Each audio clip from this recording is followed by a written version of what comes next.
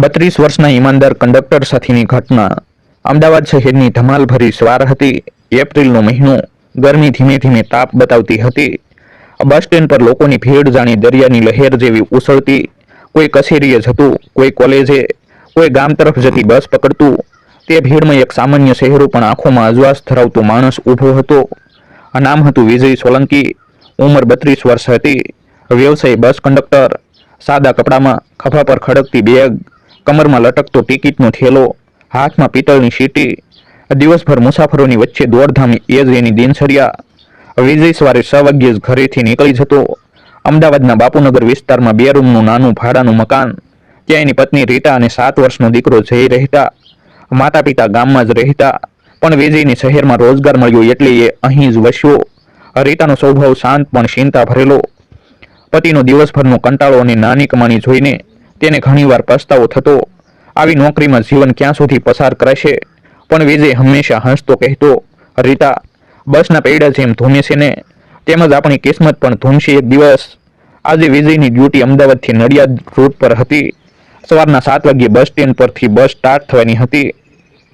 Driver રમેશભાઈએ ગાડી ચાલુ કરી। વિજયે સીટી મારી, બધા મુસાફરો બેસતા રહો, ટિકિટ લેતા જજો। બસમાં સ્ટુડન્ટ્સ, ઓફિસવાળા, ગામ તરફ જતા ખેડૂત બધાની ભીડ હતી। વિજય એક પછી એકને ટિકિટ આપતો ગયો, હાથમાં ઝડપ, પણ ચહેરા પર હંમેશા નમ્રતા। મુસાફરો ઘણીવાર ગુસ્સે થઈ બોલી જતા, કંડક્ટર, ટિકિટ તો જલ્દી આપો, મારે ઉતરવું છે। તો ક્યારેક મજાકમાં કોઈ કહે, ભાઈ, કંડક્ટરની આંખો પણ કેમેરા જેવી છે, કોણે ટિકિટ લીધી કે નહીં બધું દેખાઈ જાય છે। વિજય દરેકનો જવાબ હસતા આપતો। એને ખબર હતી, લોકોની તાવડમાર દુનિયામાં સહનશીલતા રાખવી એ જ સાચી સેવા છે। આજની સવારીમાં એક ખાસ મુસાફર ચડ્યા। એક વૃદ્ધ માણસ, કદાચ 65 વર્ષની આસપાસ ઉંમર હશે। આ માથા પર સફેદ ટોપી, હાથમાં લાકડી। વિજયને જોઈને વૃદ્ધે ટિકિટ માંગતા કહ્યું, બેટા, મારે નડિયાદ જવું છે, પણ મારા પાસે થોડા ઓછા પૈસા છે, અડધું ભાડું ચાલશે? વિજય થોડી ક્ષણભર ઊભો રહ્યો। નિયમ મુજબ તો સંપૂર્ણ ભાડું લેવું જ પડે, પણ વૃદ્ધની આંખોમાં પડેલા આંસુઓ જોઈને એને દયા આવી। મનમાં વિચાર્યું, નિયમો એક તરફ, પણ માનવતા પણ કોઈ વસ્તુ છે। એણે ચૂપચાપ પોતાના ખિસ્સામાંથી 2 રૂપિયા ઉમેર્યા અને વૃદ્ધને ટિકિટ આપી। વૃદ્ધે આશીર્વાદ આપતા કહ્યું, દિલદાર માણસો હજુ છે દુનિયામાં, તારો દીકરો મોટી ઊંચાઈએ પહોંચશે એ મારી શુભેચ્છા।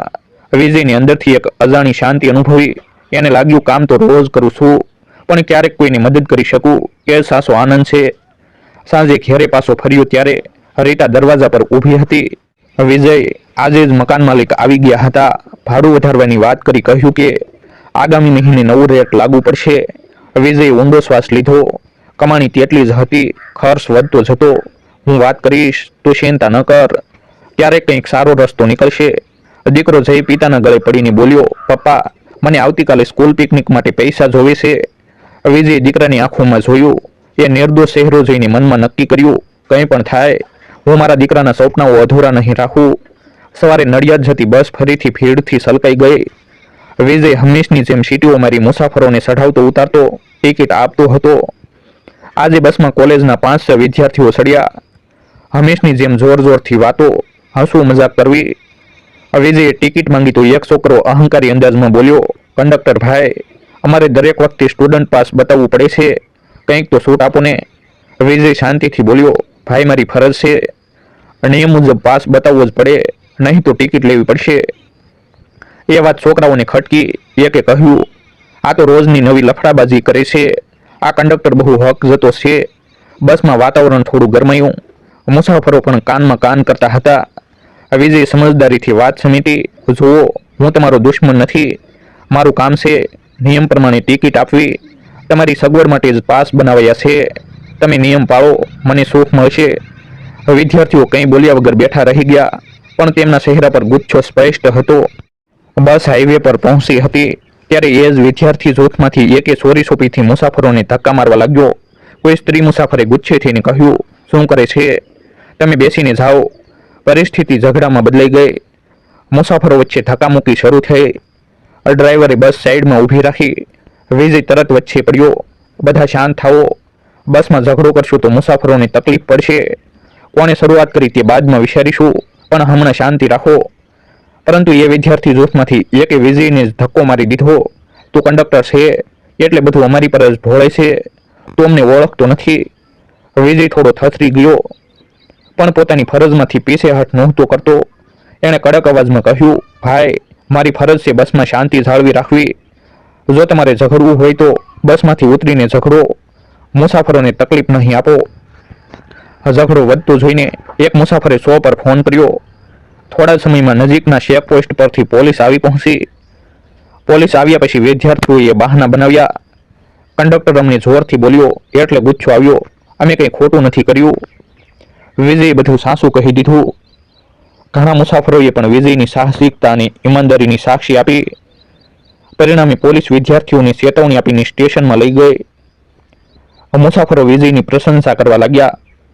આજકાલ ઘણા કંડક્ટરો ચૂપ રહી જાય, પણ તમે હિંમતથી ઊભા રહ્યા. ખરેખર અભિનંદન.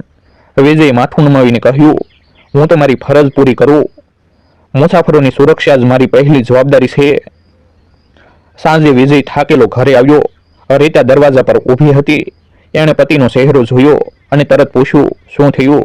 બહુ થાકેલા લાગો છો. વિજય આખી ઘટના કહી. રીતા થોડી ચિંતિત થઈ. અરે, આવું જોખમ લીધું. જો એ છોકરાઓએ તમને મારી નાખ્યા હોત તો? વિજય સ્મિત કરીને બોલ્યો, રીતા, બસમાં મુસાફરોની જવાબદારી મારી છે. હું ચૂપ રહી શકતો નહોતો. હા, જોખમ તો હતું, પણ ઈમાનદારીનો માર્ગ ક્યારેય સરળ નથી હોતો. રીતાએ પતિના હાથ પકડીને કહ્યું, મને તમારા પર ગર્વ છે. ભલે કમાણી ઓછી હોય, પણ તમે છચ્છાઈથી જીવતા માણસ છો. એ સૌથી મોટું ધન છે. ઘટનાના બીજા જ દિવસે ડેપોની ઓફિસમાંથી વિજયને બોલાવવાની નોટિસ આવી. રીતા ચિંતિત થઈ. વિજય, આ તો સારી વાત નથી. ક્યાંક તેને સસ્પેન્ડ તો નહીં કરીને? વિજય હસતો બોલ્યો, ડર ના રાખ રીતા, મેં ખોટું કંઈ કર્યું નથી. આ મુસાફરોની સામે પણ મારી ઈમાનદારી સાબિત છે. સચ્ચાઈમાં વિશ્વાસ રાખ. વિજય સવારે ડેપો મેનેજરની કચેરીએ પહોંચ્યો. અંદર મેનેજર સાહેબ, 2 ક્લાર્ક અને એક સિનિયર ઇન્સ્પેક્ટર બેઠા હતા. મેનેજરે કડક અવાજમાં કહ્યું, વિજયભાઈ, તમારા બસ રૂટમાં કાલે મોટો ઝઘડો થયો હતો. સ્ટુડન્ટ્સની ફરિયાદ છે કે તમે તેમને બિનજરૂરી હેરાન કર્યા. વિજયે શાંતિપૂર્વક સમગ્ર ઘટના સમજાવી. સાહેબ, મેં માત્ર નિયમ પ્રમાણે ટિકિટ અને પાસ માંગ્યા. મુસાફરો વચ્ચે ઝઘડો થયો ત્યારે શાંતિ રાખવા પ્રયત્ન કર્યો. જો મેં મૌન રાખ્યું હોત તો મુસાફરોને જાનનું જોખમ થઈ શકતું. સાથે રહેલા એક મુસાફરે પણ લેખિત સાક્ષી આપી હતી કે વિજયે કોઈ ખોટું વર્તન કર્યું નહોતું. એના આધારે મેનેજર થોડા શાંત થયા. જુઓ વિજય, તમે ઈમાનદાર છો એ અમને ખબર છે, પણ આજકાલ નાના મોટા ઝઘડા પણ પત્રકારો સુધી પહોંચી જાય છે. બસ સેવાનું નામ ખરાબ થાય છે, એટલે સાવચેતી રાખજે.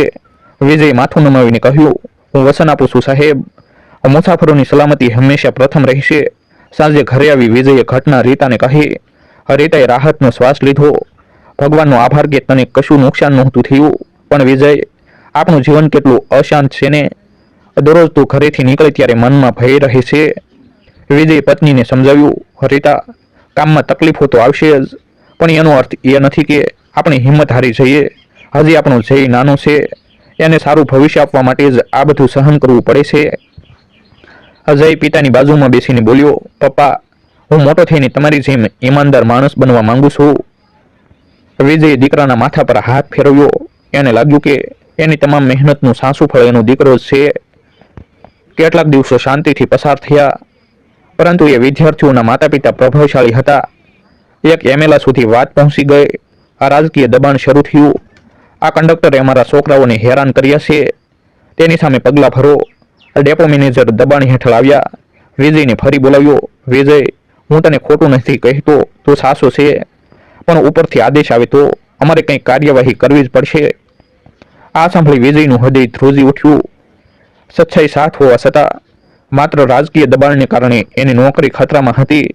એ રાત્રે વિજય ઘરે ખૂબ વિચલિત હતો.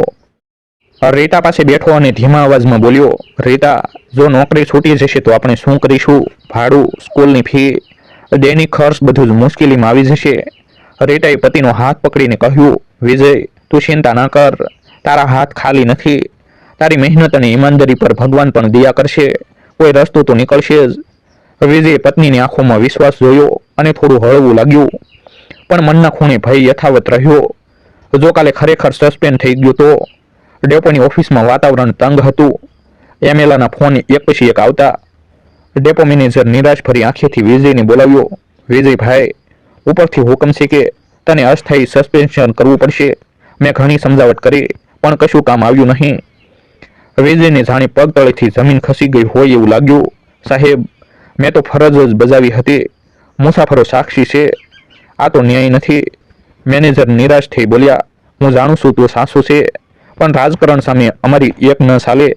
તે દિવસે વિજયને સસ્પેન્શન લેટર મળ્યું. રીતાએ પત્ર હાથમાં લીધો તો આંખમાંથી આંસુ વહેવા લાગ્યા. વિજય, આ તો ખૂબ જ મોટો આઘાત છે. ઘરના ખર્ચા કેમ ચાલશે હવે? દીકરો જઈ ભયભીત નજરે પપ્પાને જોઈ રહ્યો હતો. પપ્પા, તમે હવે બસમાં જશો નહીં? વિજય દીકરાને સાથી સાથે સીંપી બોલ્યો, બેટા, હાલ માટે બસમાં નહીં જાઓ, પણ તને વચન આપું છું, તારા સપના ક્યારેય અધૂરા નહીં રહે. વિજયનો જૂનો મિત્ર દીપક, જે એક અખબારમાં રિપોર્ટર હતો, એ સમાચાર સાંભળીને તેની પાસે દોડી આવ્યો. અરે, આ તો સ્પષ્ટ અયોગ્ય છે. હું આ મુદ્દો પત્રકારત્વમાં ઉઠાવીશ. લોકો સુધી સત્ય પહોંચાડવું જ પડશે. દીપકે બીજા જ દિવસે અખબારમાં મોટો લેખ છાપ્યો. ઈમાનદાર કંડક્ટર ઉપર અયોગ્ય સજા, મુસાફરો નારાજ. આ લેખે જોરદાર ચર્ચા જગાવી. મુસાફરો, જેઓ એ દિવસે બસમાં હાજર હતા, પોતાના અનુભવ સોશિયલ મીડિયા પર શેર કરવા લાગ્યા. ધીમે ધીમે જનમત વિજયના પક્ષમાં ઊભું થવા લાગ્યું. પરંતુ અંદરથી વિજય હજી તૂટતો હતો. રાત્રે રીતા પાસે બેઠો ત્યારે બોલ્યો, રીતા, ચચ્છાઈના રસ્તા પર ચાલીને પણ આવો અન્યાય સહન કરવો પડે છે. એ વિચારીને મન દુઃખી થઈ જાય છે. ઘણીવાર મન થાય છે કે નોકરી છોડી દઉં. રીતાએ આંખમાં આંસુ લઈને કહ્યું, તમે હિંમત ન હારતા વિજય. જો તમે છચ્છાઈ છોડી દો તો આપણી આખી લડાઈ વ્યર્થ બની જશે. તારા માટે મુસાફરો ઊભા છે, તારો મિત્ર દીપક ઊભો છે, તો હું પણ તારી બાજુમાં ઊભી છું. વિજયની આંખોમાં ફરીથી આશાનું અજવાળું ઝળહળી ઉઠ્યું. થોડા જ દિવસોમાં અખબારો, સોશિયલ મીડિયા અને જનમતના દબાણથી ડેપો મેનેજરને પરિસ્થિતિ બદલવાની ફરજ પડી. ઉપરવાળા અધિકારીઓએ પણ કહ્યું, જો વિજય ખરેખર ઈમાનદાર છે અને મુસાફરો એના પક્ષમાં છે તો એને ફરી ફરજ પર મૂકવો જોઈએ. હવે પ્રશ્ન હતો, શું એમેલા પોતાનું દબાણ પાછું ખેંચશે? દીપકનો લેખ શહેરના ખૂણે ખૂણે ચર્ચાનો વિષય બન્યો. બસમાં મુસાફરી કરનાર ઘણા લોકોએ ઘટનાની સાક્ષી આપતા સોશિયલ મીડિયા પર વિડીયો શેર કરી રહ્યા અને પોસ્ટ મૂકી રહ્યા હતા. એક મુસાફર સ્ત્રીનો વિડીયો ખાસ વાયરલ થયો. એ દિવસે કંડક્ટર વિજયભાઈએ અમને બસાવ્યા. જો એ આગળ ન પડ્યા હોત તો ઝઘડો વધારે મોટો બની જાત. આવા ઈમાનદાર માણસને સજા કેમ? આ વિડીયોએ લોકોના દિલને હસમસાવી દીધા. ધીમે ધીમે હેશટેગ શરૂ થયો, જસ્ટિસ ફોર વિજય. બીજી બાજુ એમેલા પોતાના ઘરમાં બેઠા નારાજ હતા. એક સામાન્ય કંડક્ટર માટે લોકો મને પ્રશ્ન કરે, આ તો મારી ઇજ્જતનો પ્રશ્ન છે. એને ફરી નોકરી પર મૂકવાની તો વાત જ નહીં આવે. પણ હકીકતમાં પરિસ્થિતિ એમના હાથમાંથી નીકળી રહી હતી. અખબારોમાં સતત હેડલાઇન આવતી, ઈમાનદાર કંડક્ટર વિરુદ્ધ રાજકીય બદલો. આ દરમિયાન વિજયના ઘરમાં આર્થિક તંગી વધતી ગઈ. ભાડું ભરવાનું બાકી, સ્કૂલની ફી માટે શિક્ષકનું દબાણ. એક સાંજે રીતા આંસુભરી આંખોથી બોલી, વિજય, ક્યારેક લાગે છે તું થોડીક લવચિકતા દેખાડતો તો કદાચ આ પરિસ્થિતિ ન આવતી. પણ પછી તરત મન કહે છે, નહીં, મારો પતિ સાચા માર્ગે છે. વિજયે પત્નીને આશ્વાસન આપ્યું, રીતા, મુશ્કેલીનો સમય છે, પણ આજ તો આપણા સંસ્કારની કસોટી છે. ધીરજ રાખ, સત્યનો વિજય થશે જ. કેટલાક મુસાફરો, જેમને વિજયની મદદ મળી હતી, એ લોકો એકઠા થઈને ડેપો આગળ ધરણા કરવા ઊભા રહ્યા. સ્લોગનો બોલવા લાગ્યા, ઈમાનદાર કંડક્ટરને ન્યાય આપો, રાજકીય દબાણ બંધ કરો. મીડિયાના કેમેરા ફારવા લાગ્યા. આ મોરચામાં સ્ત્રીઓ, વૃદ્ધો, સ્ટુડન્ટ્સ બધા હતા. વિજય આ દ્રશ્ય જોઈને ભાવુક થઈ ગયો. એની આંખોમાં આંસુ આવી ગયા. મેં તો ફક્ત મારી ફરજ કરી હતી, પણ લોકો મને આટલો પ્રેમ આપે છે. આ તો ભગવાનની કૃપા છે. આંદોલન એટલું મોટું બન્યું કે ટ્રાન્સપોર્ટ મંત્રાલય સુધી રિપોર્ટ પહોંચ્યો. મંત્રીએ ડેપો મેનેજરને બોલાવીને સ્પષ્ટ કહ્યું, જો વિજય ખરેખર નિર્દોષ છે તો એને તરત જ ડ્યુટી પર મૂકો, નહીંતર સરકારની છબી ખરાબ થશે. મેનેજરે એમએલએને ફોન કર્યો, સાહેબ, હવે દબાણ રાખી શકાતું નથી. આખું શહેર વિજયના પક્ષમાં છે. આપણું પણ નુકસાન થઈ શકે છે. એમએલએ ગુચ્છાથી કસવાઈ ગયા, પણ અંતે મૌન રહ્યા. 1.5 મહિના સુધી ચાલેલી કસોટી બાદ આખરે નિર્ણય આવ્યો. ડેપો મેનેજરે વિજયને કચેરીમાં બોલાવ્યો. વિજયભાઈ, ઉપરથી આદેશ આવ્યો છે, તમારું સસ્પેન્શન દૂર કરવામાં આવે છે. કાલથી તમે ફરી તમારી ફરજ બજાવવા આવો. વિજયની આંખોમાંથી આનંદના આંસુ છલકી ઉઠ્યા. એણે કાગળ હાથમાં લઈને ચુંબન કર્યું. સાહેબ, આ ફક્ત મારી જીત નથી, આ તો મુસાફરોના વિશ્વાસ અને છચ્છાઈની જીત છે. આ મેનેજર પણ સ્મિત કરીને બોલ્યા, હા, તમારી ઈમાનદારીની ચર્ચા આજે આખા શહેરમાં થાય છે. અમને પણ ગર્વ છે કે તું અમારી ડેપોમાં કંડક્ટર છે. સાંજે વિજય પત્ર લઈને ઘરે આવ્યો. દરવાજા પર ઉભેલી રીતા ઉત્સુક નજરે જોઈ રહી હતી. શું સમાચાર લાવ્યા? વિજયે પત્ર એના હાથમાં આપ્યો. રીતાએ વાંચતા જ ગળે મળી રડી પડી. ભગવાનનો આભાર, આપણા દુઃખના દિવસો પૂરા થયા. નાનો જય આનંદથી ઉછળી ઉઠ્યો. હવે પપ્પા ફરી બસમાં જશો ને? હું મારા બધા મિત્રોને કહીશ કે મારા પપ્પા હીરો છે. વિજય દીકરાને ગળે લગાવી બોલ્યો, ના બેટા, હીરો હું નથી. હીરો તો તારા જેવા નિર્દોષ બાળકો છે, જેમની માટે અમે મોટા લોકો છચ્છાઈનો માર્ગ પાળીએ છીએ. વિજયની ઈમાનદારી અને હિંમતને કારણે બસ યુનિયન અને મુસાફરોની સંસ્થા દ્વારા એનું જાહેર સન્માન રાખવામાં આવ્યું. મંચ પર વિજયને શાલ શ્રીફળ આપી મેડલ પહેરાવવામાં આવ્યો. એક વૃદ્ધ મુસાફરે બોલ્યું, આવો કંડક્ટર આપણા સમાજનું ગૌરવ છે. વિજયભાઈએ સાબિત કર્યું કે ઈમાનદારી ભલે મુશ્કેલ લાગે પણ અંતે એની જીત થાય જ છે. સભામાં ગાજતી તાળીઓ રીતા અને જય ગર્વથી પતિ પિતાને નિહાળી રહ્યા હતા. જ્યારે એમએલએ આ દ્રશ્ય જોયું ત્યારે તેમનો પોતાનો અહંકાર ખોખલો લાગી ગયો. સમાજ સામે એમની પ્રતિષ્ઠા ઘટી ગઈ. તેઓ સમજ્યા કે સામાન્ય માણસને દબાવી દેવું એટલું સહેલું નથી. ફરી બસમાં ફરજ બજાવતા સમયે વિજય મુસાફરોને જોઈને સ્મિત કરતો. હવે મુસાફરો એને ફક્ત કંડક્ટર તરીકે નહોતા ઓળખતા, પણ એક સાચા માણસ તરીકે માન આપતા.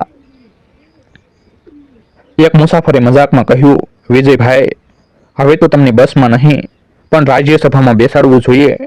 વિજય હસીને બોલ્યો, મિત્રો, મને એટલું જ પૂરતું છે કે હું બસમાં તમારી સેવા કરું. મારી ઈમાનદારી બસના પૈડા સાથે ફરતી રહેશે. રીતા ઘણીવાર પતિને કહી બેસતી, તારી છચ્છાઈએ ફક્ત આપણું જ નહીં પરંતુ હજારો લોકોને પ્રેરણા આપી છે. હવે જય મોટો થઈને ગર્વથી કહી શકશે કે એનો પિતા કંડક્ટર નહોતો, એ તો ઈમાનદારીનો યોદ્ધા હતો. વિજય શાંતિથી હસતો અને કહેતો, જીવનમાં ધન દોલત તો આવી જશે, પણ માન અને વિશ્વાસ કમાવવા માટે આખું જીવન આપવું પડે છે. જો લોકો મને ઈમાનદાર માણસ કહીને યાદ રાખશે તો એ જ મારી સાચી સંપત્તિ છે. 32 વર્ષનો એક સામાન્ય કંડક્ટર પોતાના ધૈર્ય, છચ્છાઈ અને માનવતાથી માત્ર પરિવાર જ નહીં પરંતુ આખા સમાજ માટે ઉદાહરણ બની ગયો. તે સાબિત કરી ગયો કે છચ્છાઈનો માર્ગ કઠિન છે પણ અંતે જીત નિશ્ચિત છે. આવા જ નવા પ્રેરણાદાયક વિડીયો જોવા માટે અમારી YouTube ચેનલ સબસ્ક્રાઇબ કરો અને વિડીયોને લાઇક કરો.